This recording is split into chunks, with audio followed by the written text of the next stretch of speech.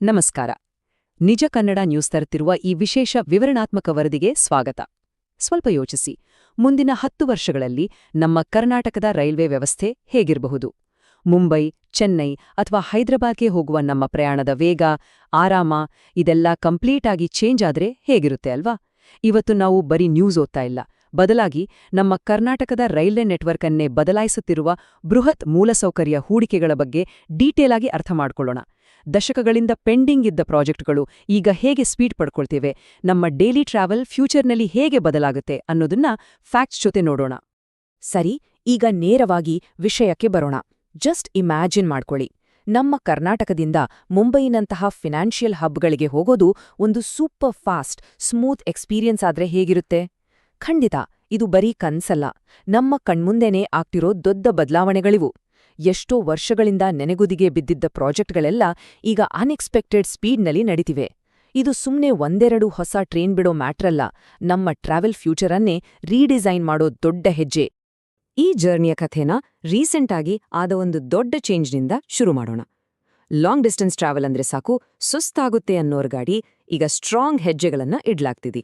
Especially ನಮ್ಮ ದಕ್ಷಿಣ ಮತ್ತು ಉತ್ತರ ಕರ್ನಾಟಕವನ್ನ ಮಹಾರಾಷ್ಟ್ರದ ಜೊತೆ ಕನೆಕ್ಟ್ ಮಾಡೋ ಕೆಲ್ಸ ಭಾರದಿಂದ ಸಾಗ್ತಿದೆ.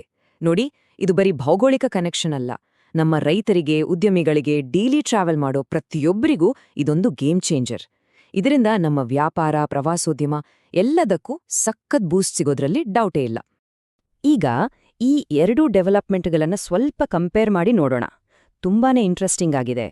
ರೀಸೆಂಟಾಗಿ ರೈಲ್ವೆ ಸಚಿವ ಅಶ್ವಿನಿ ವೈಷ್ಣವ್ ಅವರು ಹೊಸ SMVT Bengaluru Lokmanya Tilak terminus express ಟ್ರೈನಿಗೆ ಗ್ರೀನ್ ಸಿಗ್ನಲ್ ಕೊಟ್ಟಿದ್ದಾರೆ.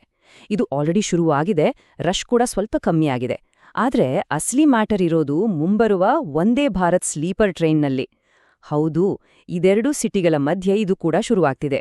ಒಂದ್ ಕಡೆ ಸಾಮಾನ್ಯ ಜನರಿಗೆ ಕಮ್ಮಿ ರೇಟ್ನಲ್ಲಿ ಸಿಗೋ ಎಕ್ಸ್‌ಪ್ರೆಸ್, ಇನ್ನೊಂದ್ ಕಡೆ ಏರ್ಪೋರ್ಟ್ ಫೀಲ್ ಕೊಡೋ ಲೇಟೆಸ್ಟ್ ಟೆಕ್ನಾಲಜಿ ಇರೋ ವಂದೇ ಭಾರತ್ ಸ್ಲೀಪರ್. ಇದು ನಮ್ಮ ರೈಲ್ವೆ ಇಲಾಖೆಯ ಸ್ಪೀಡನ್ನ ಪಕ್ಕ ತೋರಿಸ್ತಿದೆ ಅಲ್ವಾ?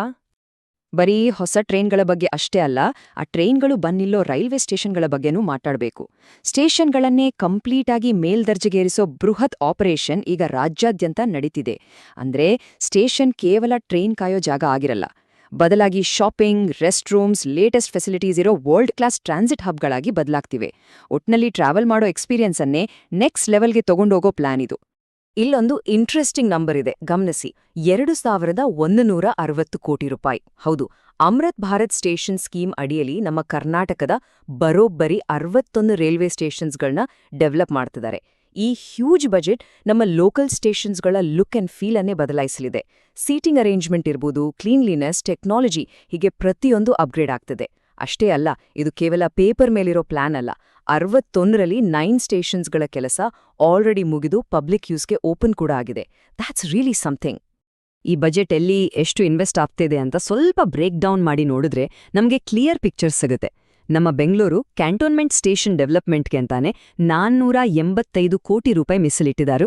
ಹಾಗೆ ಡೈಲಿ ಲಕ್ಷಾಂತರ ಜನ ಓಡಾಡೋ ಯಶವಂತಪುರ ಜಂಕ್ಷನ್ಗೆ 367 ಕೋಟಿ ರೂಪಾಯಿ. ಈ ಇನ್ವೆಸ್ಟ್ಮೆಂಟ್ಗಳು ಕೇವಲ ಇವತ್ತಿನ ಟ್ರಾಫಿಕ್ ಕಂಟ್ರೋಲ್ ಮಾಡೋಕ್ ಮಾತ್ರ ಅಲ್ಲ, ಬೆಂಗಳೂರಿನಂತಹ ಫಾಸ್ಟ್ ಗ್ರೋಯಿಂಗ್ ಸಿಟಿಯ ಮುಂದಿನ 3-4 ದಶಕಗಳ ಅವಶ್ಯಕತೆಗಳನ್ನ ಮೈಂಡಲ್ಲಿಟ್ಕೊಂಡು ಮಾಡ್ತಿರೋ ಫ್ಯೂಚರಿಸ್ಟಿಕ್ ಪ್ಲಾನ್. ಸರಿ, ಈಗ ಸ್ಟೇಟ್ ಬಾರ್ಡರಿಂದ ಸ್ವಲ್ಪ ಒಳಗ್ ಬರೋಣ. ಡೈಲಿ ಆಫೀಸಿಗೆ, ಕಾಲೇಜ್ಗೆ ಓಡಾಡೋ ನಮ್ಗೆ ಏನ್ ಬೆನಿಫಿಟ್ ಆಗ್ತಿದೆ? ಹಳೆಯ ಸ್ಟೇಷನ್ಗಳ ಡೆವಲಪ್ಮೆಂಟ್ ಜೊತೆಗೆ ಹೊಸ ಮಾರ್ಗಗಳ ನಿರ್ಮಾಣ ಮತ್ತೆ ನಮ್ಮೆಲ್ಲರ ಫೇವ್ರೆಟ್ ಸಬರ್ಬನ್ ರೈಲ್ವೆ ಅಂದ್ರೆ ಉಪನಗರ ರೈಲು ಯೋಜನೆ ಕೆಲ್ಸ ಭರದಿಂದ ಸಾಗ್ತಿದೆ. ನಮ್ಮ ಸಿಟಿ ಟ್ರಾಫಿಕ್ ಟೆನ್ಷನ್ ಕಮ್ಮಿ ಮಾಡಕ್ಕೆ ಇದೊಂದು ಮೇಜರ್ ಸೊಲ್ಯೂಷನ್ ಅಂತಾನೆ ಹೇಳ್ಬೋದು. ರಾಜ್ಯದ ಒಳಗಿನ ಅಚೀವ್ಮೆಂಟ್ಗಳನ್ನ ಕ್ವಿಕ್ ಆಗಿ ನೋಡೋದಾದ್ರೆ 2014ರಿಂದ ಇಲ್ಲಿಯವರೆಗೆ ನಮ್ಮ ಕರ್ನಾಟಕದಲ್ಲಿ ಬರೋಬ್ಬರಿ 1750 ಕಿಲೋಮೀಟರ್ ಹೊಸ ರೈಲ್ವೆ ಲೈನ್ ಹಾಕಿದ್ದಾರೆ. ಇದು ಸುಮ್ನೆ ನಂಬರ್ ಅಲ್ಲ, ಹಳ್ಳಿಗಳ್ನ, ಸಣ್ಣ ಟೌನ್ಗಳ್ನ ಮೇನ್ ಕನೆಕ್ಟಿವಿಟಿಗೆ ತಂದಿರೋ ದೊಡ್ಡ ಮೈಲಿಗಲ್ಲು. ಇದರ ಜೊತೆಗೆ ಹಾಸನ ಮಂಗಳೂರು ನಡುವಿನ ಎಲೆಕ್ಟ್ರಿಫಿಕೇಶನ್ ಕೆಲಸ ಆಲ್ಮೋಸ್ಟ್ ಮುಗಿದು ಟೆಸ್ಟಿಂಗ್ ಕೂಡ ನಡೀತಿದೆ. ಡೀಸೆಲ್ ಬಿಟ್ಟು ಕರೆಂಟ್ ಮೇಲೆ ಟ್ರೈನ್ ಓಡಿದ್ರೆ ಏನಾಗತ್ತೆ? ಪಲ್ಯೂಷನ್ ಕಮ್ಮಿ ಆಗತ್ತೆ, ಸೌಂಡ್ ಇರಲ್ಲ, ಜೊತೆಗೆ ಸ್ಪೀಡ್ ಕೂಡ ಹೆಚ್ಚಾಗುತ್ತೆ. ಇನ್ನು ಬೆಂಗಳೂರಿನ ಟ್ರಾಫಿಕ್ ಪ್ರಾಬ್ಲಮ್ಗೆ ರಾಮಬಾಣ ಅಂತಾನೆ ಕರೆಯಲ್ಪಡೋ ಬೆಂಗಳೂರು ಸಬರ್ಬನ್ ರೈಲ್ವೆ ಪ್ರಾಜೆಕ್ಟ್ ಕಥೆ ಏನಾಯ್ತು ಅಂತ ಕೇಳಿದ್ರೆ, ಕೆಲ್ಸ ಪ್ರೋಗ್ರೆಸ್ನಲ್ಲಿದೆ. 4 ಕಾರಿಡಾರ್ಗಳಲ್ಲಿ ಕೆಲ್ಸ ಆಕ್ಟಿವ್ ಆಗಿ ನಡೀತಿದೆ. ಸ್ಟೆಪ್ 1, ಜಿಯೋಟೆಕ್ನಿಕಲ್ ಸರ್ವೆ ಮುಗಿದಿದೆ. ಸ್ಟೆಪ್ 2 ಲ್ಯಾಂಡ್ ಎಕ್ವಿಸಿಷನ್ ಅಂದ್ರೆ ಭೂಸ್ವಾಧೀನ ಆಗಿದೆ. ಸ್ಟೆಪ್ 3 ಸ್ಟೇಷನ್ ಕನ್ಸ್ಟ್ರಕ್ಷನ್ ನಡೀತಿದೆ. ಬೈಯಪ್ಪನಹಳ್ಳಿ, ಚಿಕ್ಕಬಾಣಾವರ, ಹೀಲಲಿಗೆ, ರಾಜನಕುಂಟೆ ಲೈನ್ ಕೆಲಸಗಳು ಜೋರಾಗಿ ನಡೀತಿವೆ. ಅಷ್ಟೇ ಅಲ್ಲ, ಕೆಎಸ್ಆರ್ ಬೆಂಗಳೂರು ದೇವನಹಳ್ಳಿ ಮಾರ್ಗಕ್ಕೂ ಅಪ್ರೂವಲ್ ಸಿಕ್ಕಿದೆ. ಅಂದ್ರೆ ಎಲ್ಲವೂ ಒಂದು ಪಕ್ಕಾ ಲೆಕ್ಕಾಚಾರದಲ್ಲಿ ನಡೀತಿದೆ. ಈಗ ನಾವು ಈ ವರದಿಯ ಅತ್ಯಂತ ಎಕ್ಸೈಟಿಂಗ್ ಪಾರ್ಟಿಗೆ ಬಂದಿದ್ವಿ. ಅದೇ ಹೈ ಸ್ಪೀಡ್ ಬುಲೆಟ್ ಟ್ರೈನ್. ಹೌದು, ಕೇಳೋಕೆ ಖುಷಿಯಾಗುತ್ತಲ್ವಾ? ಬೆಂಗಳೂರಿಂದ ಹೈದರಾಬಾದ್ ಮತ್ತೆ ಚೆನ್ನೈಗೆ ಕನೆಕ್ಟ್ ಮಾಡೋ ಹೈ ಸ್ಪೀಡ್ ಬುಲೆಟ್ ರೈಲ್ ಕಾರಿಡಾರ್ಗಳಿಗೆ ಅಫಿಷಿಯಲ್ ಆಗಿ ಗ್ರೀನ್ ಸಿಗ್ನಲ್ ಸಿಕ್ಕಿದೆ. ಜಸ್ಟ್ ಇಮ್ಯಾಜಿನ್, ಈಗ ಗಂಟೆಗಟ್ಲೆ ಆಗೋ ಜರ್ನಿ ಮುಂದಿನ ದಿನಗಳಲ್ಲಿ ಕೇವಲ ಕೆಲವೇ ಗಂಟೆಗಳಲ್ಲಿ ಮುಗ್ದೋಗುತ್ತೆ. ಇದು ಬರೀ ಟೈಮ್ ಸೇವ್ ಮಾಡೋದಲ್ಲ, ಸೌತ್ ಇಂಡಿಯಾದ ಈ 3 ದೊಡ್ಡ ಸಿಟಿಗಳ ಮಧ್ಯೆ ಬಿಸ್ನೆಸ್, ಜಾಬ್ಸ್, ಕನೆಕ್ಟಿವಿಟಿಯ ಒಂದು ಹೊಸ ಶಕೆಯನ್ನೇ ಶುರು ಮಾಡ್ಲಿದೆ. ಇದರ ಬಗ್ಗೆ ರೈಲ್ವೆ ಸಚಿವ ಅಶ್ವಿನಿ ವೈಷ್ಣವ್ ಅವರೇ ಹೇಳಿರೋ ಒಂದು ಸ್ಟೇಟ್ಮೆಂಟ್ ಗಮನಿಸಬೇಕು. ಮುಂಬೈ, ಬೆಂಗಳೂರು ಮತ್ತೆ ಇತರ ಪ್ರಮುಖ ನಗರಗಳನ್ನ ಕನೆಕ್ಟ್ ಮಾಡೋ ಸುಮಾರು 7,000 kilometre high speed railway network ನಿರ್ಮಾಣ ಮಾಡೋ ಲಾಂಗ್ ಟರ್ಮ್ ವಿಷನ್ ನಮ್ಗಿದೆ ಅಂತ ಸ್ಪಷ್ಟಪಡಿಸಿದ್ದಾರೆ. ಇಲ್ಲಿ ನಾವು ಅರ್ಥ ಮಾಡ್ಕೋಬೇಕಾಗಿರೋದು ಈ ಪ್ರಾಜೆಕ್ಟಿನ ಸ್ಕೇಲ್. 7,000 ಕಿಲೋಮೀಟರ್ ಅಂದೇ ತಮಾಷೆ ಅಲ್ಲ. ಇದು ಒಂದೆರಡು ಸಿಟಿಗೆ ಮಾತ್ರ ಸೀಮಿತ ಆಗಿರಲ್ಲ, ಇಡೀ ದೇಶದ ಎಕನಾಮಿಕ್ ಮತ್ತು ಟ್ರಾವೆಲ್ ಮ್ಯಾಪ್ ಅನ್ನೇ ಕಂಪ್ಲೀಟ್ ಆಗಿ ಬದಲಾಯಿಸೋ ದೊಡ್ಡ ವಿಷನ್ ಇದು. ಸೊ ಇದೆಲ್ಲ ನೋಡಿದ್ಮೇಲೆ ನಮ್ಮ ಮೈಂಡ್ನಲ್ಲಿ ಬರೋ ಒಂದು ದೊಡ್ಡ ಪ್ರಶ್ನೆ, ಈ ಹೈ ಸ್ಪೀಡ್ ಫ್ಯೂಚರ್ ನಮ್ಮ ಕರ್ನಾಟಕದ ಎಕಾನಮಿ, ನಮ್ಮ ಸಿಟಿಗಳ ಡೆವಲಪ್ಮೆಂಟ್ ಮತ್ತೆ ನಮ್ಮ ಡೈಲಿ ಲೈಫನ್ನ ಹೇಗೆ ಚೇಂಜ್ ಮಾಡ್ಬೋದು? World class ಸ್ಟೇಷನ್ಗಳು, Vande Bharat ಸ್ಲೀಪರ್ಗಳು, suburban train ಮತ್ತೆ ಬುಲೆಟ್ ಟ್ರೈನ್ ಇವೆಲ್ಲವೂ ರಿಯಾಲಿಟಿ ಆದಾಗ ನಮ್ಮ ಸ್ಟೇಟ್ ಖಂಡಿತವಾಗಿಯೂ ಬೇರೆದೇ ಲೆವೆಲ್ನಲ್ಲಿರುತ್ತೆ ಅಲ್ದಾ?